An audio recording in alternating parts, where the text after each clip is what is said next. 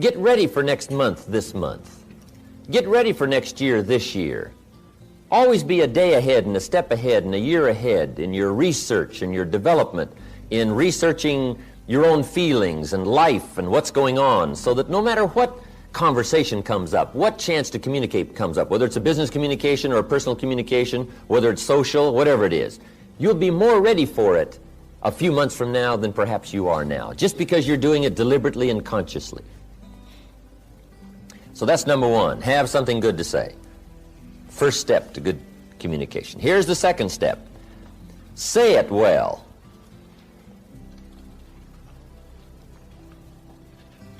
Part of communication is saying it well.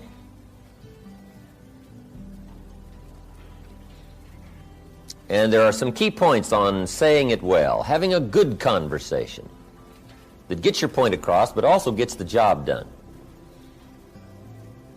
Saying it well is a matter of repetition, conscious repetition. Some people say it over and over and over, but they don't get any better at it. But conscious participation, repetition, will help you to say it better. See, my first seminars, they were not that good. I'll admit that. But guess what? I did it again with the thought in mind of getting better. I did it again with the thought in mind of getting better. Okay? I practiced it some more. I did it some more. I went over it again. I went over it again. And sure enough, if you do it over and over and over and over consciously with the thought of getting better, guess what? Anybody can get better. People often wonder why I can do the evening seminar, 3.5 hours, most of you have been there, and I don't use any notes. Interesting. Once in a while someone asks me, how can you do 3.5 hours and you don't use any notes? And it's very simple. Anybody could do it. Guess why I'm able to do it? I've done it a few thousand times. See, if you do something a few thousand times consciously, sure enough, you will get better and better and better. So whatever you're doing now in the way of communication, the question to ask is, how long do you want it to take to get good at it? You say, well, I want to get good right away. Then you got to do it over and over and over and over. Repetition helps you to get better.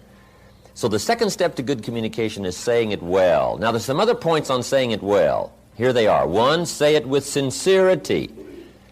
And I don't know any substitute for sincerity.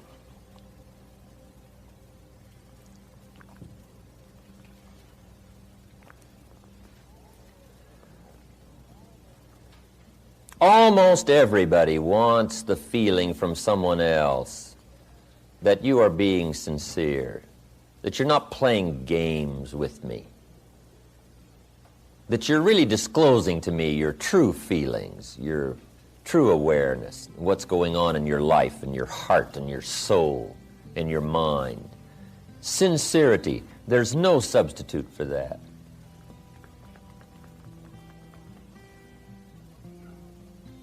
Once in a while, someone asks me, when the seminar's finished, they say, look, Mr. Rohn, everybody's gone now, but tell me the truth now. That story you tell about meeting Mr. Schoaf when you were 25 years old, and he hired you, you went to work for him, spent 5 years with him, he taught you the principles, how to turn your life around. He said, now that's just a story, right? That didn't really happen. Isn't that just a story to make all this sound good? Isn't that interesting that somebody would ask me if that was just a story or not, or if it really happened? To be sincere, it's got to be true. You just can't come up with sincerity telling an erroneous story. Now, you might make it sound sincere, but sure enough, someday it'll come back to haunt you.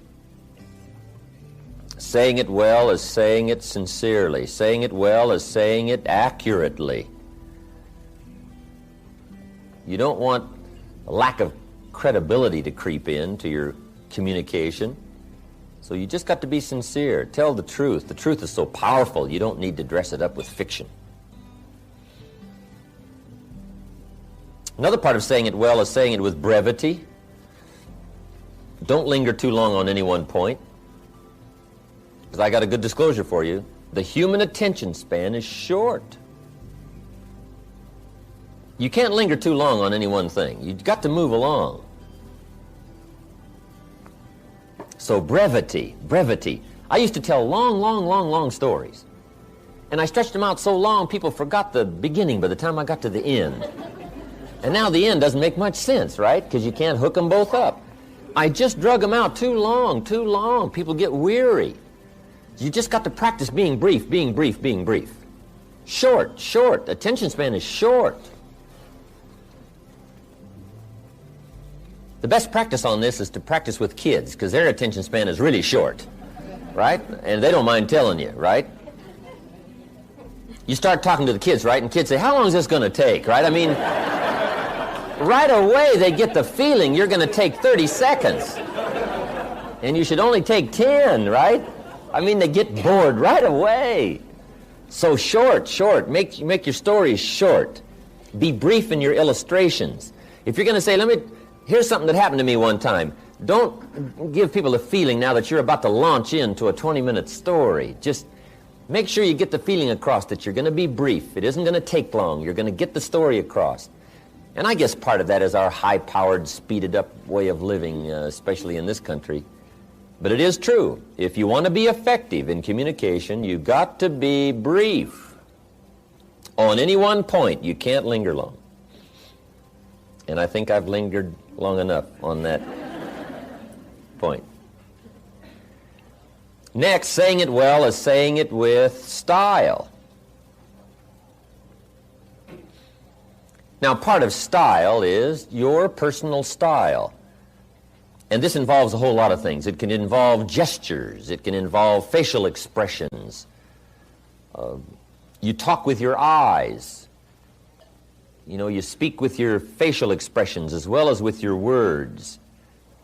Some people talk more with their hands. That's part of your style.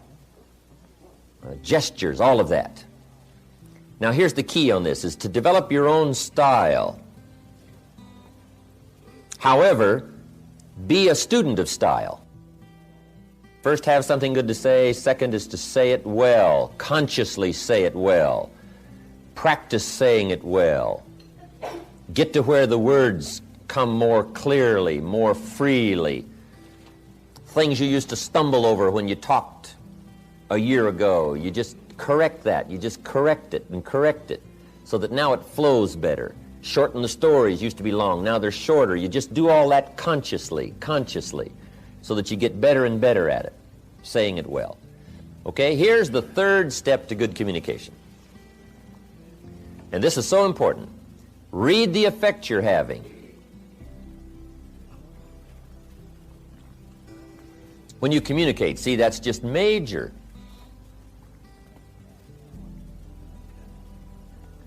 Study your audience, whoever your audience may be. If it's one of your children, you just study what's happening to them while you're talking. Right? Look in their eyes, look in their face. Analyze what's going on between you and whoever you're talking to, another person.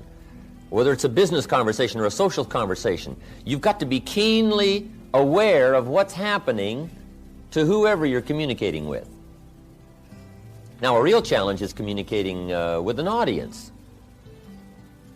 We had about 1,200 people the other night in Orange County, right? And I've got to make sure that everybody from down here, down in front, way in the back, how to gather up 1,000 people's attention, right, for the 3.5-hour period. Now, that's a real challenge. I didn't used to be that good at it. In fact, when I first started lecturing, I was hardly aware of my audience. I was so absorbed in my notes and my material, guess what? They could have all got up and left, and I would have never known it.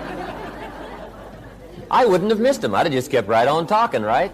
Because I was so absorbed in the material, I was so absorbed in trying to say it right and do it right, that I was not aware of what was going on with my audience. But you've got to read the effect you're having for a really effective communication. Now, if it's just an informal communication situation, you can just ask the question, do you read me? Right? Does it make sense? Did I say it well? And you get this feedback right. So you can actually Start checking how you're doing with somebody if it's informal. You can just ask, okay? Now, what you've also got to learn to do is read some of the subtle things that are going on with whoever you're talking to. Because especially humans, or especially adults, you know, when we get a little older, we have these tricky ways of looking like we're interested when we're really not. And if you want to be a good communicator, you just got to pick up some of those signals. Now, part of it you can pick up by what we call body language. Some people just sort of quickly disclose their feelings about whether or not you're effective or it's coming across, and they just sort of relay to you by their, what we call body language. It's kind of a new study. I haven't studied that much about it, but there is a book called How to Read a Person Like a Book. How to Read a Person Like a Book by Nuremberg. You just might make a little study on that. Now, don't get too involved in it, because sometimes you can so watch somebody in the way they blink their eyes, and you know, you're looking at their ears and looking at their hair, and now you get too carried away and trying to figure out, you know, all about them. But you can get some indication. But here's what'll play you good no matter what. It's called just pure common sense. You just look at somebody, you can kind of tell. If somebody just folds their arms and they tuck their head down like this, sure enough, you've probably got some more selling to do. I mean, you've got to pour it on, or maybe you should change the subject, or maybe you should quit, right? You just kind of analyze, you know, what's going on here, right? Some things are just fairly obvious. You know, if a guy's leaning toward the door like this, it's probably a sign, right? I mean, you say, oh, I got it, right? It's clear. I've got a good word for the common sense approach, and it goes like this. Let the obvious be your best teacher. Whatever you do, don't ignore the obvious. You know, sometimes we say, oh, it couldn't be. Yes, it probably is.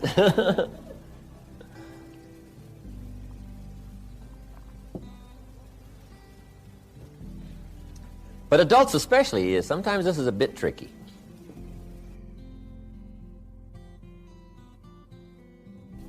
People smile, nod their head like this, and they got you shut off, and you just don't know. Okay. Because in good communication, you cannot mistake courtesy for interest.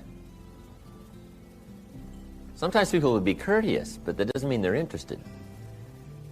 Now, if you mistake their courtesy for their interest, now, see, you've lost the hold on good communication.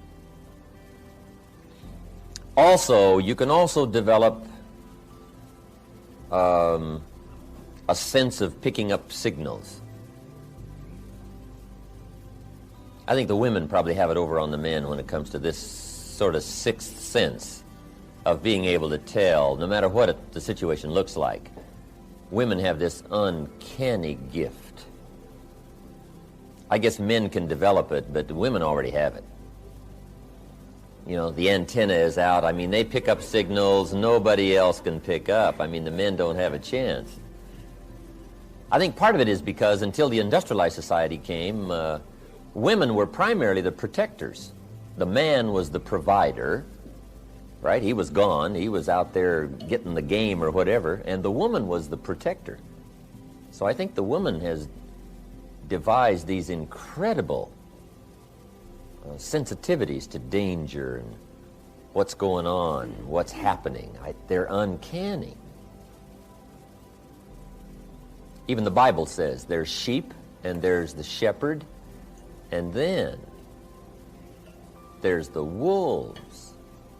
That's what it says. Life is kind of like that, shepherd and sheep and wolves. It says also some wolves are so clever, they've learned to dress up like sheep and talk like sheep, I guess. That's what it says. Some are wolves in what?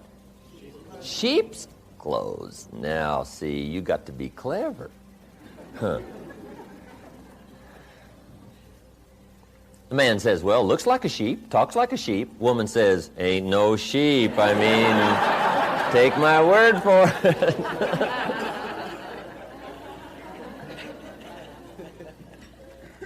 But that's that long developed instinct, I guess, right? In the middle of the night, she says, wake up, something isn't right out there. He says, right? I mean, he's gone, right? She says, no, something, right? She has this uncanny sense. So that's part of, being able to read is picking up, Mr. Shove called it signals. He says we all throw off signals, vibrations. I don't understand all I know about that. But have you heard the expression, a dog can tell whether or not you're afraid of him? I guess that's true. We throw off a certain kind of signal, and animals, right, they just pick it up, they know. And you can't fake them out, right? You can say, I'm not afraid of you. Dog says, who are you kidding, right? I mean, come on. Okay, being able to read. That's so important, reading your audience. How you're doing. Should you speed up? Should you slow down? Should you change the subject? Should you be a little stronger? Just be more aware of whoever you're talking to. Right? Look a little more intently at somebody. Try to pick up what's happening between you and the audience, or the person, or the child, or the business partner. You can't believe how it will affect your ability to communicate if you'll practice this part of picking up what's happening between you and someone else. Now here's number 4. Then we're going to take our first break. The fourth step to good communication is intensity. Strong feelings. Here's what changes the whole effectiveness of good communication. Strong feelings. In affecting other people with words, here's a key breakdown to keep in mind. And it goes like this. To affect other people with words, it's 20% what you know, and it's 80% how you feel.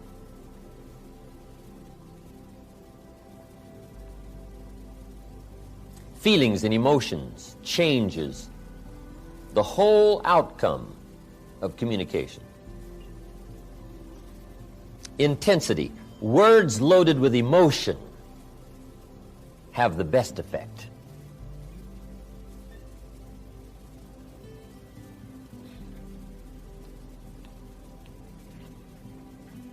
Words might be like a little straight pin. Right? When a guy buys a shirt, right? It's got all these little pins in it, right? Where they pinned all together. So you start pulling out all these straight pins. What if I took one of those straight pins and I threw it at you, this little straight pin, and it reached you, hit you in the face or hit you in the arm, hand somewhere, right? You'd feel it if I threw that little straight pin at you. What if I took that straight pin and wired it to the end of an iron bar about that long, right? And I let you have it with that. See, I could drive that pin right through your heart, right? Now, the pin is the words, and the iron bar is the emotions, the feelings, the awareness, the uniqueness of all of that mysterious stuff that humans are made of. If you will learn to put more of you into what you say, put more feelings, more awareness, more uniqueness, strength of character, conviction, strong feelings, whatever that is, just be more aware of putting more of you into whatever you say. That's that iron bar that drives what you say to the heart, to the mind, and gets the job done. Words loaded with emotion. Now, you must also learn to measure your emotions. Okay? You don't want a major outburst for a minor point. Learn to measure it. Okay? Some conversations or some points may need, right, just a mild blend of emotional feelings. And then another point may need a strong one. But you got to learn to measure that, okay? Not too much for something minor. You don't want to shoot a cannon at a rabbit. Right? It's effective, but you got no more rabbit. So learn to measure your emotions. Now, here's something important. Where does emotion come from? Where do our feelings come from? Here's where they come from. The emotions that can really help in all of your future conversations, communication. It's the blend of all of your experiences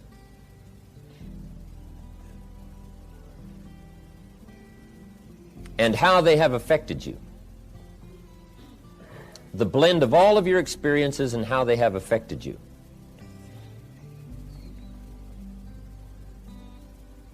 That creates now your emotional content, creates your emotional vitality and worth.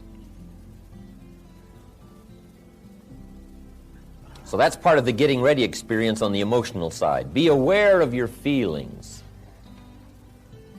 Be aware of your emotions. And as that experience grows, now when you get ready to talk, you've got the blend of knowledge and the blend of feelings to put into your conversation. And that's what creates the power.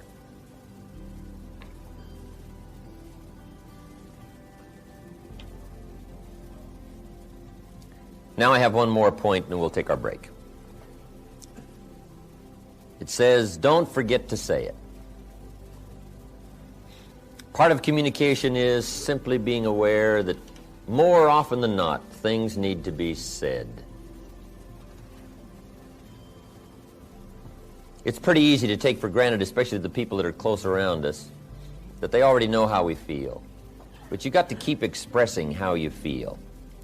Here's a good phrase. Actions are no substitute for words. Now, we've used the other phrase, right? The words are no substitute for action, and that's true. Just talk, talk, talk, talk, talk, and not acting. See, that's not good. But here's what else is not good. All of the action and no talk. Make sure that the words accompany the action. Don't fail to say it.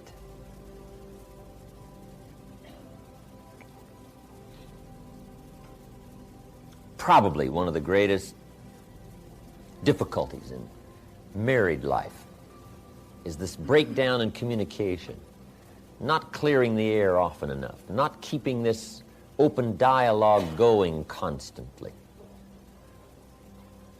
One thing I found out, take nothing for granted. Say, well, surely they understand. Well, just explain it one more time. Just say it one more time. Don't take a chance that whether they know it or not. Bring up the subject again. Make sure it's clear. It's too easy to let it slide and not make it clear.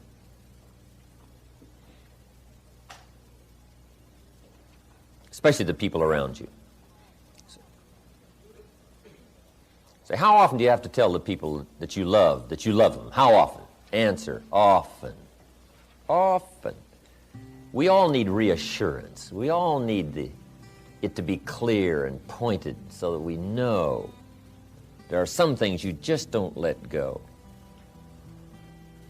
And there are some actions that will only say certain things they won't say at all. You can give somebody flowers, but flowers won't do all the talking. Flowers say, you remembered. That's probably what flowers say. But flowers don't say, you do incredible things to me. Nobody affects me like you do.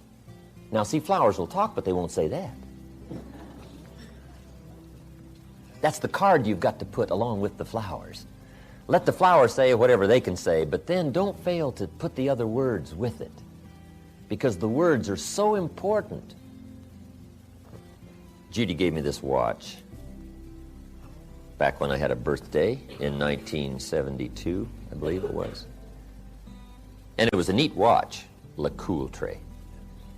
If all goes wrong, I can cash the watch in and live for a while, right? I mean, Judy was always doing things like that. Fabulous watch, neat gift for my birthday. But see, better than the watch was what she wrote on the back. I appreciated the watch, but the words were better than the watch. On the back, she had inscribed, my love for all time. Your Judy, September 1972. See, the watch was neat, but the words. She could have put the words on a Mickey Mouse watch. Pardon me, Walt. I didn't mean to downgrade your mouse. But see, the words were what was really important. So I'm saying, let actions speak, but make sure the actions don't substitute for the words. Make sure you say it. And if you'll make sure you'll say it, you'll get better at it. You'll get the practice. You'll learn to put more feelings in it. You'll learn to say it well, say it better. And this whole process of communication for you, if you don't treat any of it casually, will start to grow. And you will be even startled in the next few weeks, the next few months, at what happens as a result of your future conversations if you become more aware of these things that we have just talked about. Sensitivity, fascination, interest, working knowledge, having something good to say, saying it well, reading the effect you're having, and the intensity of strong feelings.